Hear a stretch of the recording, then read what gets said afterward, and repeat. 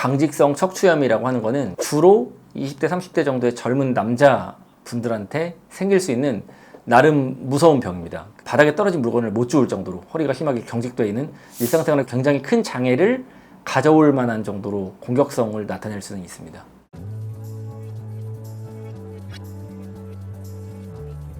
네, 안녕하십니까. 저는 서울본 정형외과의 임승빈 원장입니다.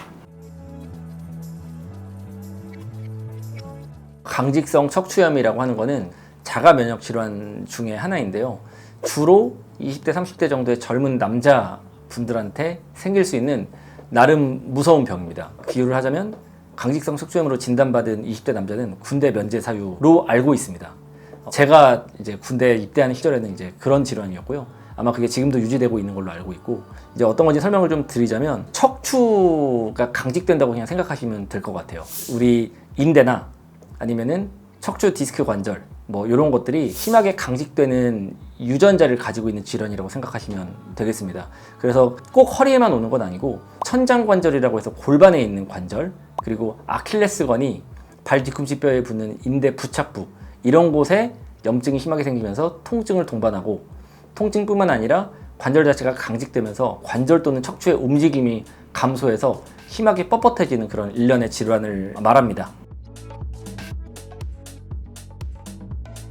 걷지도 못한 정도까지는 아닌데, 강직성 척추염이거나 아니거나 이렇게 이분법으로 나누기가 좀 애매한 게, 질병의 활성도에 따라서 그냥 가벼운 요통, 허리 통증만 가지고 있어서 진단을 제대로 못 받고 그냥 평생 별 문제 없이 사는 사람도 있는 반면에, 초기부터 심한 강직성 척추염을 진단받아서 진짜 허리를 숙이고 펴지를 못할 정도로 많이 아픈 사람도 있거든요. 아예 뭐 못 걷게 되거나 이런 사람은 제가 못 봤지만, 정말 뭐 바닥에 떨어진 물건을 못 주울 정도로 허리가 심하게 경직되어 있는 일상생활에 굉장히 큰 장애를 가져올 만한 정도로 공격성을 나타낼 수는 있습니다. 검사를 하는 거는 정해져 있는데, 이걸 일단 의심을 해야 검사를 할 수 있거든요. 그래서 강직성 척추염인지를 의심하는 것부터가 사실 쉽지 않습니다. 명백하게 딱 증상이 허리가 심하게 경직되어 있고 너무 비정상적으로 아프면은 괜찮겠지만, 그게 아니라 가벼운 요통만 가지고 있거나 만성적으로 그냥 허리만 좀 계속 아프다 또는 골반만 아프다라고 하는 분들도 있기 때문에 호발하는 연령층 같은 걸 좀 보는 게 중요한데요.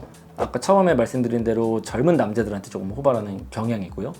단순히 통증만 아니라 딱히 무리하거나 뭐 운동을 많이 하거나 다치거나 하지도 않았는데, 단순 통증뿐만 아니라 허리를 숙이고 펴기 어렵다, 뭐 이런 증상을 가지고 있을 때 이 진단을 좀 의심해 볼 수가 있습니다. 그래서 당연히 제일 중요한 거는 증상이 어떤지를 파악하는 게 되겠고요. 진단적으로는 엑스레이를 찍었을 때 대나무처럼 생겼다고 해서 우리 척추뼈가 좀 특징적으로 생기는 경우가 있어요. 그냥 엑스레이로 이상이 있는 경우도 없는 경우도 있지만, 이상이 있으면은 알아차리기 좀 쉬울 정도로 척추체의 모양이 좀 변형되는 걸로 진단할 수 있는 경우가 있고요.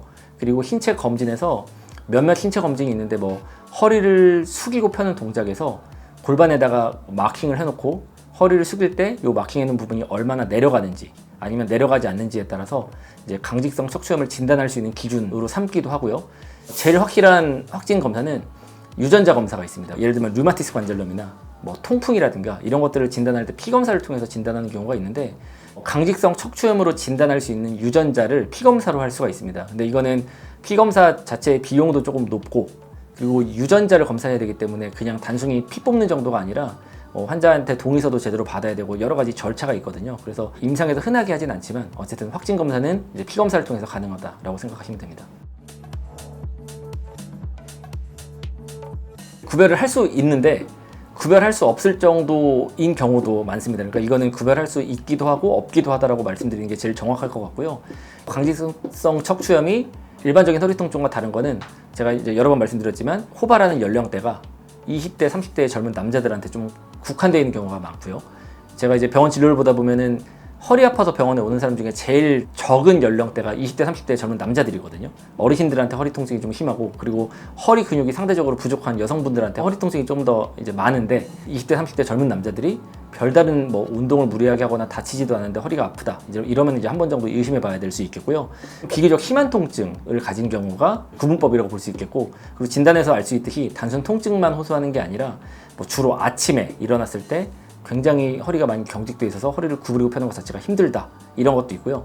한 가지 특징적인 구별법이 있는데, 일반적인 허리 통증은 가만히 쉬고 있으면은 아픈 게 좋아지고 내가 운동을 한다든지 일을 한다든지 활동을 하다 보면은 통증이 좀 심해지는 게 일반적인 허리 통증의 양상이거든요. 근데 강직성 척추염은 반대로 휴식기에는 뻣뻣해져서 강직이 되어서 통증이 심해지고 오히려 활동을 좀 하거나 운동을 좀 하거나 일을 좀 하다 보면은 척추 관절이 부드러워지면서 통증이 완화되는 정반대의 특성을 가지고 있어서 이런 것을 구분법으로 사용할 수 있겠습니다.